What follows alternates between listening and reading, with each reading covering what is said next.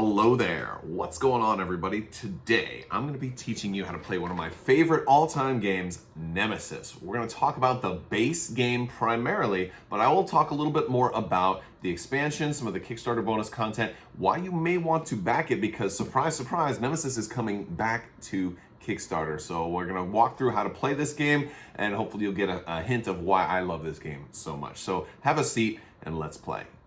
So before I teach you how to play, I just want to give you an overview of what Nemesis is. The idea is this is a survival horror in space, semi-cooperative game where everybody's basically just trying to survive and get back home. We've all been aboard a starship on a deep space mission, and we've been frozen in cryosleep.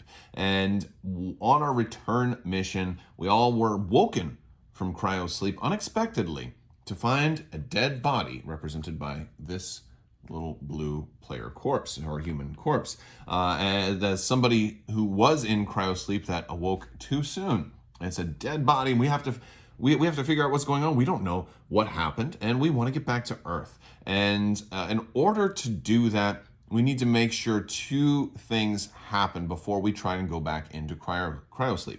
We need to make sure that the engines are working, and we need to make sure that the ship is still headed towards Earth. And that's kind of setting the stage, because there's going to be different ways we look to make sure that the ship is headed towards Earth. Then there's going to be different ways that we can try and check out the engines. And the players will take turns moving throughout the ship. You see, everybody's a little disoriented. So you're going to see that this is an exploration-based tile game. So when we flip over a tile, something will happen like, oh, that's the monitoring room. I didn't know, nobody knew that. And that's basically you have hibernation sickness, so you're a little disoriented. You know where the bridge is and you know where the engines are, but you don't really remember where everything else is on board your ship. But also, when you step on board a ship, certain things can happen, like, oh, there's slime in this room, so whoever steps into this room was slime. So we'll talk a little bit more about moving from room to room and how that works. I have 5 different miniatures set up here. There are 6 different miniatures in the base game, but it plays 5 players. It plays best with more players, so I generally like to get games of 4 or 5 if possible, because that gives you the greatest sense. And every different character has a different job they can do. Like the soldier here is really good at combat. The pilot is good at redirecting the ship. The scientist is good at analyzing alien goo. There's a mechanic who's really good at fixing things, like fixing the engines. The scout is very good at movement, and the captain is very well-rounded, but good at giving orders, and that can be a problem or a benefit when a game is semi-cooperative. So what do I mean by semi-cooperative? So while we are all trying to survive and get back to Earth, on top of that, in order to actually win, your character needs to complete their objective. You're going to be given 2 different objectives at the start of the game. One's going to be a personal objective, and another one is going to be a corporate objective. And there are decks for each of these. They'll randomize, so everybody will be given 2 objectives, and you can read over both of them. And once the first alien appears, yes, there are aliens.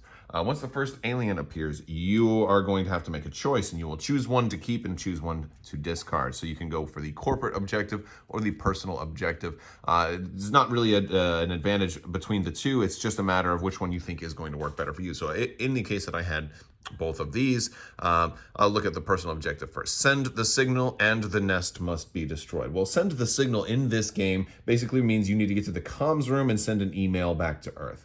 There's a comms room, and what it allows you to do is it allows you to send a signal. So that means you have to find a certain room and be able to use it.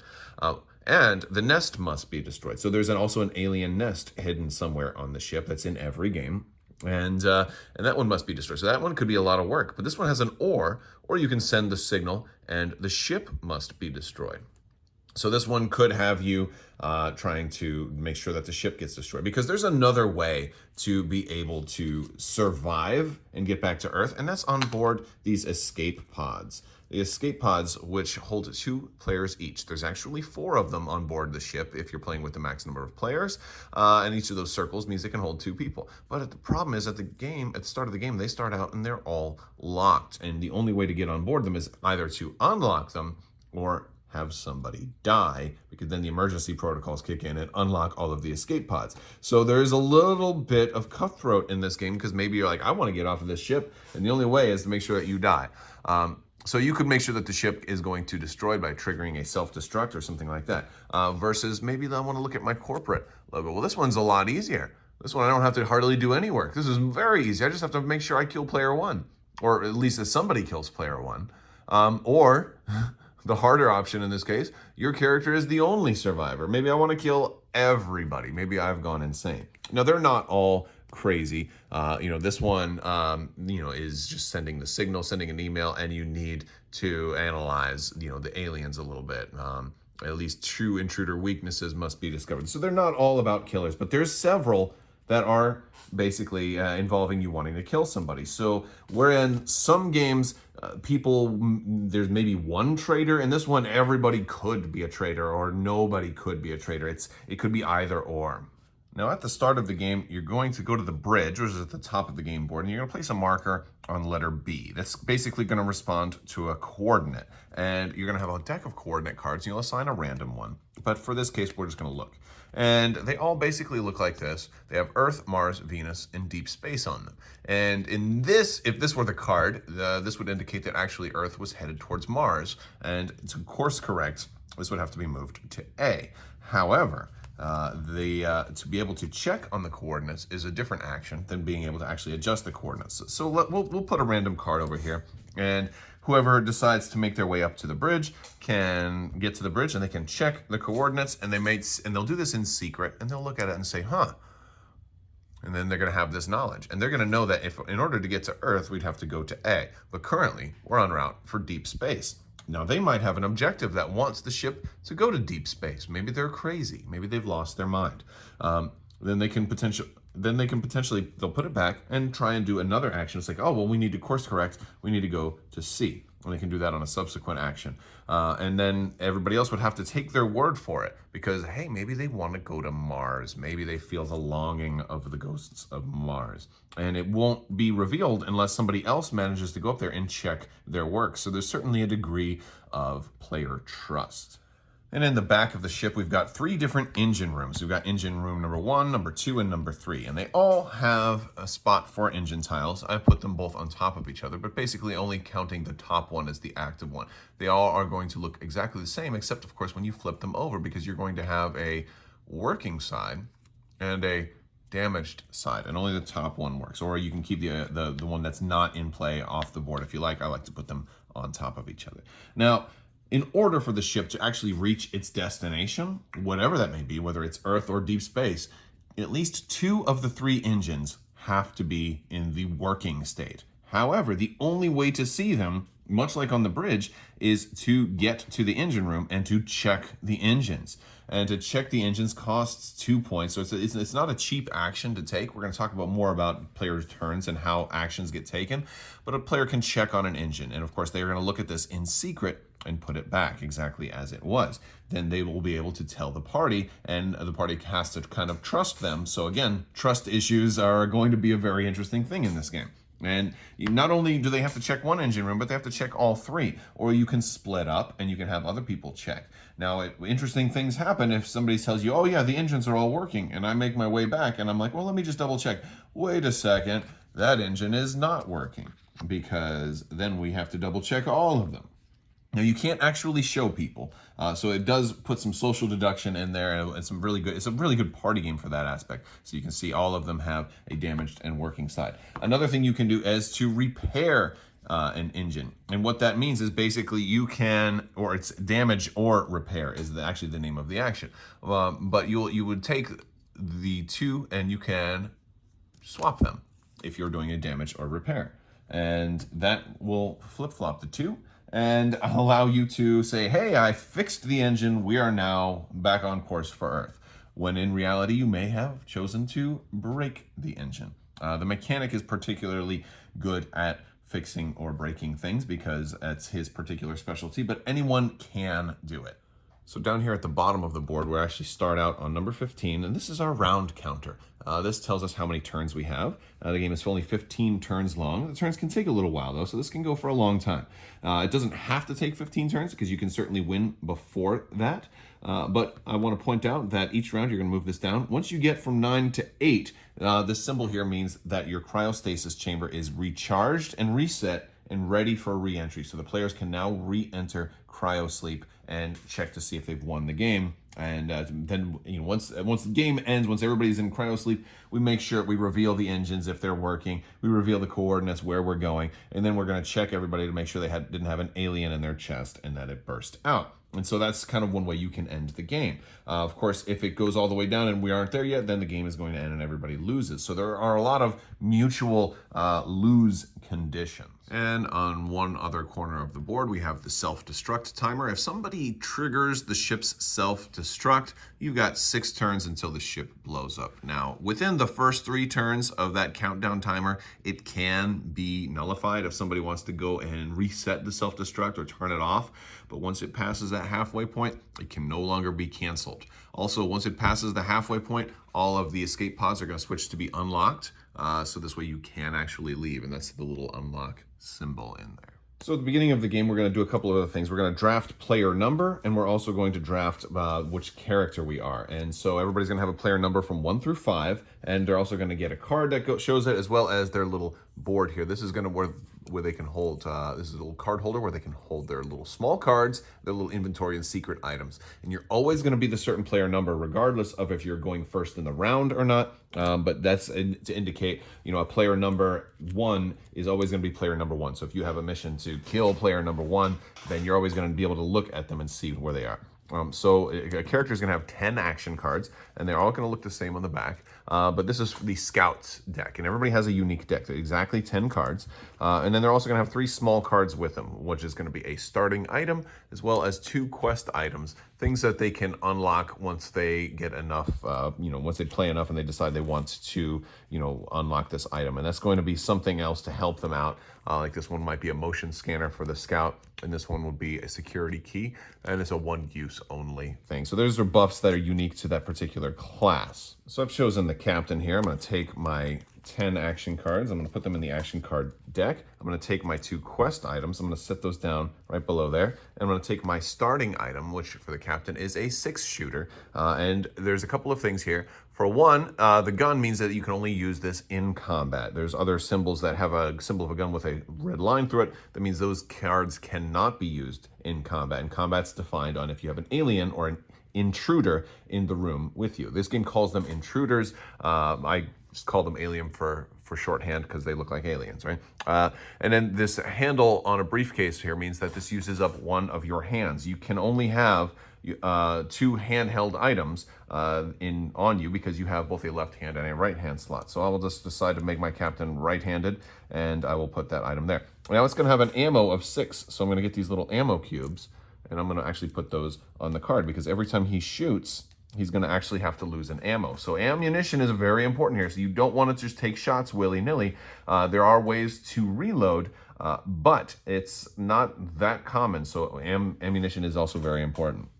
Your character board is also going to have a couple of reminders on you. You can mark if you've sent the signal, and that's really only applicable if you have a mission that wants you to. You can mark if you are slimed, if you have goop on you, and you are also going to mark your wounds. You can have a light wound, a second light wound, and when you get a third light wound, it becomes a serious wound. And we've got serious wound cards that are going to have something really bad on the other side. And that basically counts as 3 wounds. And then you'll keep going. Once you have 3 serious wounds, the very next wound kills you. So basically, in a rough amount of speaking, you have about 10 hit points each. Wounds can potentially be healed, but again, it's not easy. You're going to have actions that you can do. There's this little symbol here, and you're going to see this symbol like this on every card, on whether it's a 0 or a 2 or a 1, right? And this symbol, the little square, basically is the cost of doing an action. And doing an action can be everything from basic actions, which is moving and shooting, or advanced actions, which are room-based actions, like if you're in the engine room and you want to check the engines, or doing a card-based action, like so. So at the beginning of the game, let's just say I was first player as the captain. I would take my character and we will talk about ourselves and we'd say, hey, what should we do? Do you guys want to split up? Do you want to have some, one team move towards the front and the other team move towards the back or whatever? I'm going to go ahead and move. I'm going to move into this room. And to do that, movement costs 1 action. So to pay the 1, I'm actually going to have to discard 1 card out of the 5 cards I have in my hand. And I can look at the different cards. Now, I'll get them back because like a lot of deck builders, this is going to play in the same way that deck builders play. When my deck runs out of cards, I'm going to shuffle my discard pile and then repopulate my deck. So considering I'm going to have 5 different cards a turn and only have 10 cards in my deck, I'm going to be going through this every other round. So it's not like if I lose a card, I'm not going to see it again. I'm just not going to see it for probably 2 turns. And now, I in this case, I'll discard reload because I have full ammo. I can't go above my 6. It's a 6 shooter. I can't put 7 bullets in a 6 shooter. So I'll go ahead and discard this one to pay the cost to move. I'm going to move into this room. A couple of things are going to happen. First thing I'm going to do is I'm going to flip over the tile and we're going to say, oh, this is the shower room. So I'm in here and this is where we can all shower. Which is useful for if you get slimed because the shower room is going to have a room action on it. It's got the 2 symbol. And to do that, if you want to take a shower, you have to discard 2 cards. This can be one of your actions. Everybody gets 2 actions and then they pass to the next player. And we keep going until everyone passes. I'm also going to flip this over as well. And this tells you what happens in that room. And also the number is going to tell you how many times this room can be searched. Search is one of the cards that everybody's going to have. It lets them go to the item deck and get little things like duct tape, flashlights, or ammo, or things like that. So what we're going to do is you see this room here, it's got a little red symbol right here. Let's zoom in on that.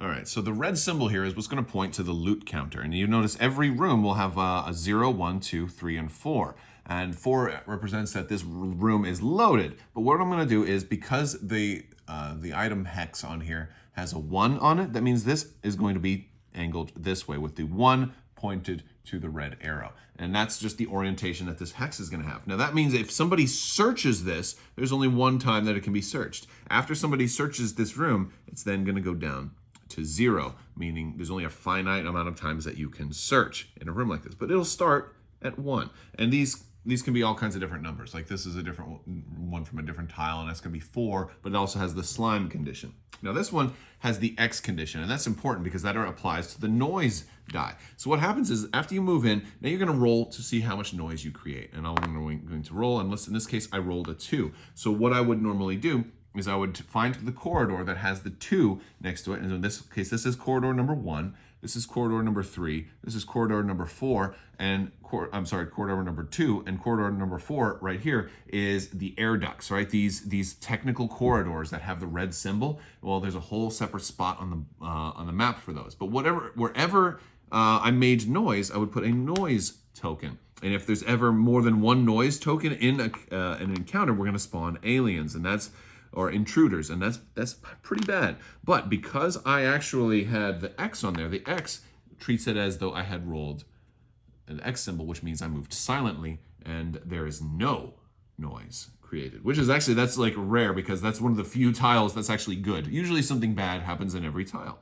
All right, so now that I've moved here, I still have a second action. I could move again, or I could just I could stay here and maybe do a card-based action off of my hand. But there's one thing I want to point out. If you move into a room that already has another character into it, you do not have to roll for noise. And that's a good way to encourage. It's basically as if you both moved in together. But that's a good way to encourage teamwork, because you're less likely to make noise, and which eventually pulls in intruders. But in this case, since I have another action, I'll go ahead and move into this room.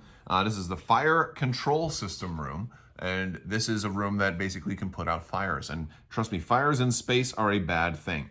Also, I want to talk about the colors of rooms. There's 3 different colors of rooms. Rooms can either be yellow, red, or green. Or in some cases, they'll be white like this, and it has a little symbol for all 3. And that's going to basically correspond to the type of loot that you can get. There is an items dex. So if it's a green room, you can search for medical items, and these are going to be things like something to heal wounds or some kind of first aid kit. If it's a red room, it'll be from this item deck, and this has everything from like pulse batteries to ammunition. And then if it's a yellow room, like the fire control system, it'll be through the mechanic item deck, which basically has everything from fire extinguishers to wrenches to duct tape and all kinds of stuff like that.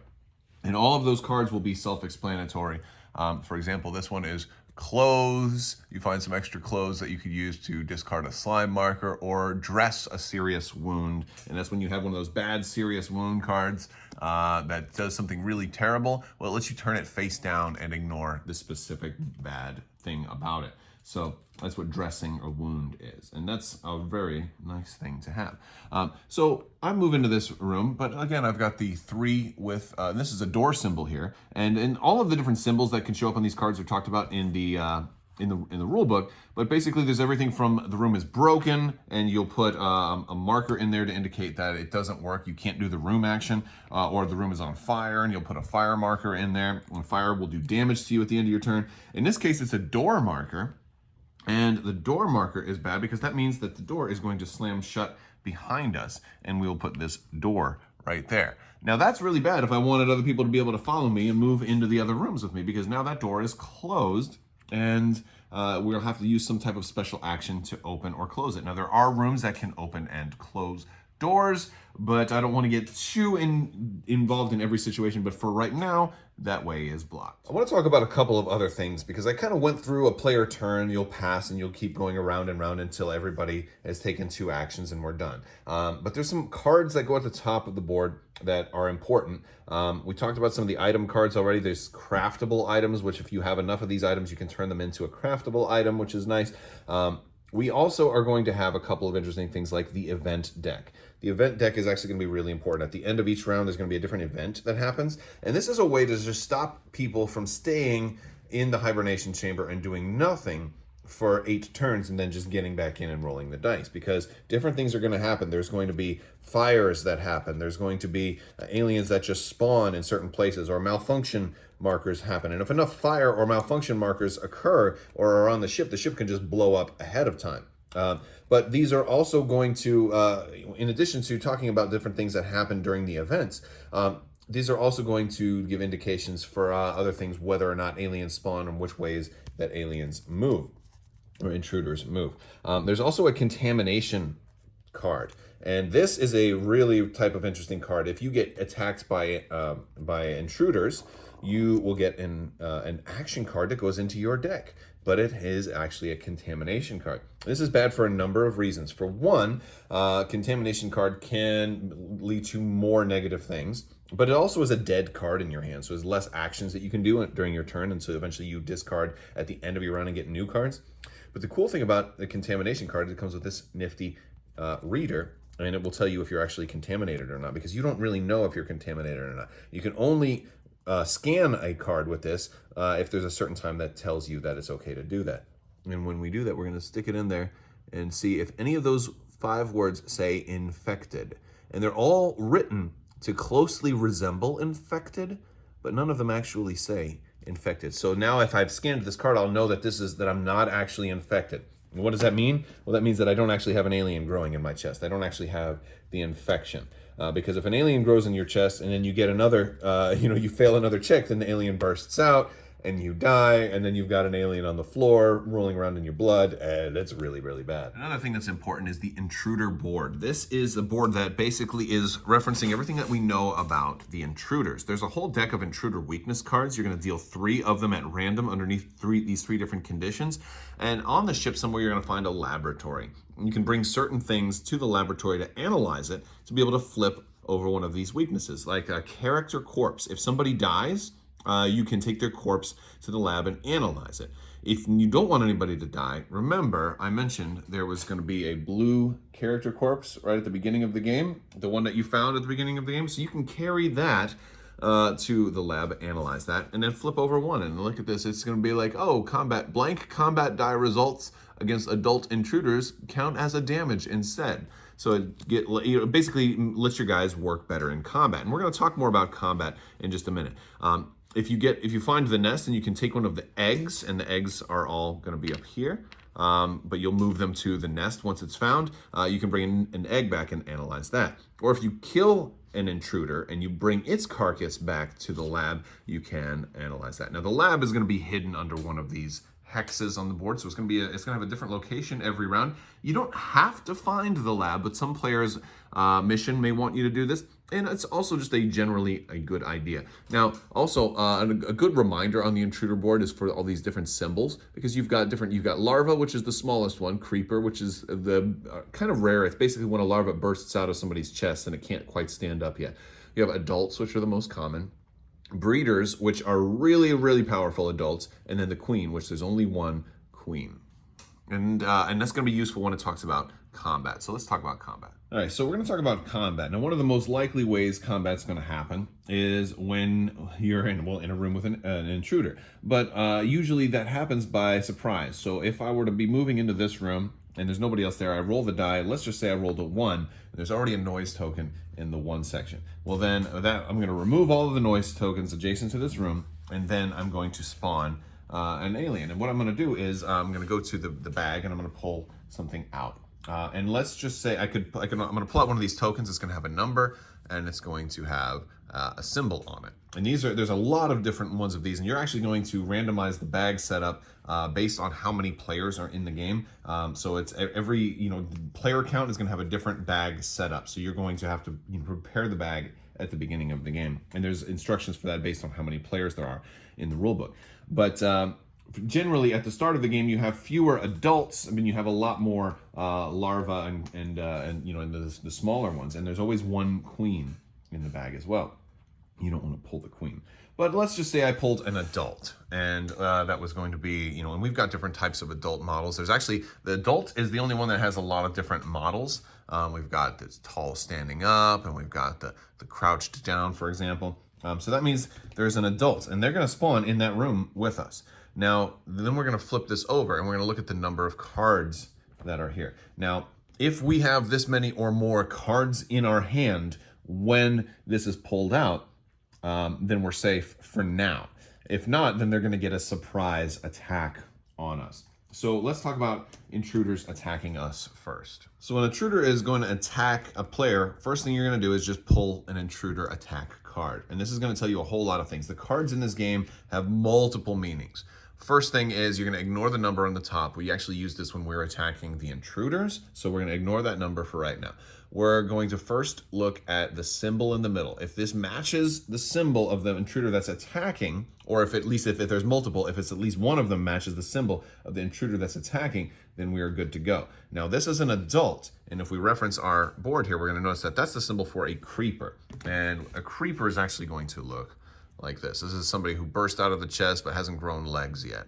So the creepers, and by the way, these are all going to come unpainted in the box. I've painted all of these, but if you back on Kickstarter, I believe they have some painted levels or shaded levels, and those are really nice as well. So you can check those out. But some people like to paint their own stuff. That's me. So I painted mine. So just so you know, yours isn't going to look like this necessarily. All right. So then I would ignore this, and that's basically treated as a miss. But let's just say, for sake of argument, that I had pulled this card, Claw Attack. Again, we're going to ignore the number up on the top, and we're going to match this. So this would work for an adult, the breeder, or the queen. And since he is an adult, that's going to work. So then we're going to say he gets hit with a Claw Attack. He's going to attack me, and the character suffers 2 light wounds and gets a contamination card. Now that contamination card is the card that we talked about before, which is going to be bad for the future. It's harder for us to get rid of these, and these can potentially mean that we can even die at the end of the game if we end up being contaminated as we're sailing off into space. It could be one of those deals where you think you're home free and then an alien bursts out of your chest at the end. So contamination cards are bad for that reason, but they're also bad because they clog up your action deck. And I'm also going to get 2 light wounds. So I'll mark the 2 light wounds on my sheet, and if I already had light wounds, that could put me up to a serious wound, and that's just generally bad. So that's basically it for combat this way. But what if I wanted to attack the adult intruder? Well, if I was going to attack the adult intruder, it's going to cost me 1 card. I'd have to discard a card to do that as a basic action. That's one of those actions I can only do in combat. Again, I'm in a room with an intruder, so I'm in combat, so I can do that. So I'll discard an ammunition and discard a card to my discard pile, and then roll the attack die. We're only going to roll 1 attack die, and there's different sides for this. A blank is always going to be a miss, and there's only 1 blank. And the 2 hit side is always going to be 2 hits, and then the 1 hit side is always going to be 1 hit. And so those are really good sides. You do have an adult side, and then you have a creeper. I'm sorry, a creeper symbol. So basically, if you roll this hit on an adult, that is going to count as 1 hit on anything that is adult or smaller. So this would be a miss against the queen, for example. If I roll the creeper symbol, that is going to be a hit on anything that is a creeper or smaller. And again, referencing the intruder board here, we can see that that's not going to hit too many things. So generally against the adults, we have only got a 50-50 shot because a blank will certainly be a miss. Either of the creeper symbols will also be a miss. But if we roll the adult or the 1 or the 2, for the 2 would be best in this case, we can, we'll deal a wound to him. Also, we want to reference any of the weapon's special text when we do combat. In this case, when you roll a double, you deal 1 additional injury. So if the captain were to happen to have done that, he would be able to actually deal 3 damage with like basically a direct hit right between the eyes. There are certain characters that are bad at combat that will, do only 1 damage even on a double, like the scientist, for example. And then the soldier, who's really, really, really good at combat. But the captain's actually not half bad at combat. Now, the alien would now get 3 wounds, and we'll track those with extra little wound markers. And now this alien is going to have 3 wounds. Now is the time where we go back to the intruder attack deck. We're going to pull the top card off of it, and we're going to then compare the number on that card to the number of wounds he has. If it's the same or higher, then he's dead. If not, then he's just wounded. Now, this is a really interesting mechanic of this game because first off, this really only applies to creepers and adults. The larvae or any of the smaller aliens are going to just die out for 1 hit. But the bigger, the adults are going to require 1 card. But the breeders and the queens, the big ones, are going to require 2 cards. And the thing is, it's going to be different every time. So one round, he may have 5 wounds on him, and you pull a card with 6, and he lives. And the next round, you may pull a card with only 2, and he dies because the wounds will carry over. So he'll always die eventually. But if you're attacking the queen, for example, let's pull her out here. She is gorgeous too. She's pulling out the thing, and she's got all the little babies. If you're attacking the queen, after you do wounds to her, you're actually going to have to pull 2 of these. And so you would actually, in this case, you would have needed 8 wounds on her. Now, there's another symbol that can show up on here, and that's this symbol here. And that basically means the alien runs away. And that's actually not a bad one. That's not a bad one. If you want to determine which way an alien will run away, you're going to pull a card from the event deck and reference the number on there. And when they run away, they're going to go that direction. So in the case of the room that we are in, he will go that way over tunnel 1. So that's basically the flow of the game. Everybody's going to get the 2 actions. They pass to the person on their left. You keep going around until everybody has taken 2 actions or everybody has passed. And once everybody's passed, you're going to end the round, pull that event card, and then you're going to also do a bag development phase where you're going to pull a token out of the bag, follow the instructions depending on which one you pulled, and then you're going to put something potentially new in there. And that's basically a way that the little larvae that are hiding in the guts of the ship grow up to be adults. And the game basically gets harder and harder over time. And sometimes if you pull an adult out of the bag, that may mean that you have surprise attacks on people in the ship. So, nasty stuff happens at the end of the game or at the end of the round. Then you start another round, you'll move this to the next round and keep going. And you just keep doing that until everybody dies or somebody wins or the ship blows up. Usually the ship blows up because this is a very hard game, especially when you have objectives out there and people are trying to kill one another. I want to draw your attention to this room sheet that will be included in the game. This is a very, very, very useful sheet because, like I said, every one of these rooms also has a room action that you can take. And that is extremely useful. Like evacuation section A, maybe you forget what evacuation section A does. And now you can look at it up on here, and this is going to tell you all of this stuff. Now, this is a big piece. This is almost as big as the whole board game box if you're looking at it from straight down. But it's got a front and back. And it's got all of the basic rooms, which are number 1, and it's got all the additional rooms, which are numbered 2. Also the rules for the special rooms, for the engine rooms and the cockpit, and the different actions that you can do in there. They all cost 2, but it's going to tell you what all of them do. And some of them are actually very, very important. We talked a little bit about the nest, and we talked a little bit about the laboratory where you can analyze stuff. But there's also important rooms like the evacuation sections, for example, because if you'll notice, this section for the escape pods is B, but there's no path to get in there. The only way you can get to the escape pods in section B are from evacuation section B. There's also rooms that can potentially unlock the escape pods early. If everybody on the team says, you know what, screw this, let's just get off of this ship right away. Well, you can't, because you have to find the way to unlock them. You have to find the way to get on board them, and you're probably going to encounter aliens along the way. And there's a lot more, but I'll let you guys discover that. And one thing to know, though, is every number 1 tile is always in the game, whereas you're going to have 4 number 2 tiles that do not go into every game, and those are all going to be different. Like airlock control lets you open up a 1 hex and vent it into space, which will put out fires that happen to be in the room, but also launches whatever is in that room out into space. It could be aliens, it could be the queen, it could be half of your team.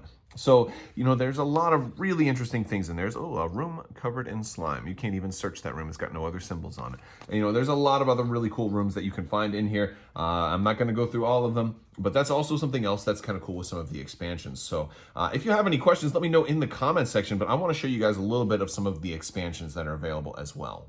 All right, so the first and biggest expansion / stretch goal box that came with the original campaign was the Aftermath and Void Seeders box. This was actually a whole bunch of different stretch goals all combined into one. And so I'm going to kind of just give you guys a quick rundown. I did paint these again, but this gives you a whole different type of intruder type called the Void Seeders, and they're going to take the place of your regular intruders, and they are going to play differently. There's going to be different cards for them and some new mechanics and a whole new rules insert. This is also going to give you a bunch of new characters, and you're going to be able to swap out like instead of, it's basically color-coded characters. So you're going to swap out your red guy for your red guy, your purple guy for your purple guy, your green for green, etc. Purple for purple. You also have, if you got the medic, which was part of the original like early day backer stuff, there's a spot for her in this box as well. And I'll point out also the medic is pink and the mechanic is orange. Those ones don't have an alternate version counterpart just yet. But you really are supposed to, you only use one of each color in a game. So you're not supposed to have like the CEO and the captain, because they, they're both blue and they do kind of similar things. But I mean, there's nothing stopping you from house ruling that. That would still be fun. You're going to get some new tiles. You're also going to get a new way to play with basically this Aftermath part, which is this little shuttle board that kind of docks to the ship, and you have some extra spaces here on board the shuttle. And so that's going to add some new stuff to your game as well. So that much is really cool. An optional buy was the Carnomorphs expansion, and this is just a different alien type. And they are more brutal, and they have a different board, and they evolve during the game. So they instead of you just finding weaknesses, like they kind of take that for a spin on its head. And I painted these a little bit too, but yeah, they're like more of a brutal, almost like a kind of like a Resident Evil kind of feel to them. But yeah, they're gotcha. But yeah, in this box is basically just the Carnomorphs. It doesn't have a whole bunch of extra stuff in it that's because again, the Aftermath box had a lot of different things, so that much is cool. I haven't used these guys yet, so I don't really know much about how hard or easy they are. And then also, I do want to talk about the terrain expansion. It's in this smaller box here, and this is going to have, and basically this is just a way to, and Awaken Realms does this a couple of times in some of their games, so they just give you, if you want deluxe components, and you don't want to use all the cardboard like I showed you in the demo, like the escape pods, they have like a locked version and an unlocked version. For the escape pods, they got doors. And so if you don't want those little cardboard doors, you can have fancier doors and you can paint them up. I painted these up a little bit, just briefly. And those are all come in here. Now, I didn't use this box for that because this is actually a really good size box for cards. So because at a certain point, I've got so many character cards and every character deck and all the different event decks and all this other stuff, and even a couple of promo decks that have been out for other Kickstarters and different things at conventions and stuff. So I have all of the full-size cards in this box. So I like that the terrain expansion kind of doubles as a box for that, and I keep these all in the core box. Well, all right, guys, I hope that was helpful. If you like what you see and you want to still get a chance at it, it's coming back to Kickstarter with Nemesis Lockdown on May 28th. There's going to be some new stuff as well as the option to get all the old stuff too. So definitely you won't want to miss that. This may be your last chance to get Nemesis. I will put a link when it goes live in the description, but definitely check out Nemesis. This is one of my favorite games ever for a very good reason, folks. You will not be disappointed. All right, that's all I got. I want to thank you all so much for watching. If you liked the video, go ahead and give it a thumbs up. Let me know what you think down in the comments below. Don't forget to hit that bell so you can be notified when new videos come out. And I do a lot more gaming content, a lot of Star Wars content, a lot of board game content where the two meet. There's a lot of Star Wars board games, and this one actually captured some of that sci-fi board game feel for me as well. So I really loved that. I want to thank you so much. And as always, have a great day.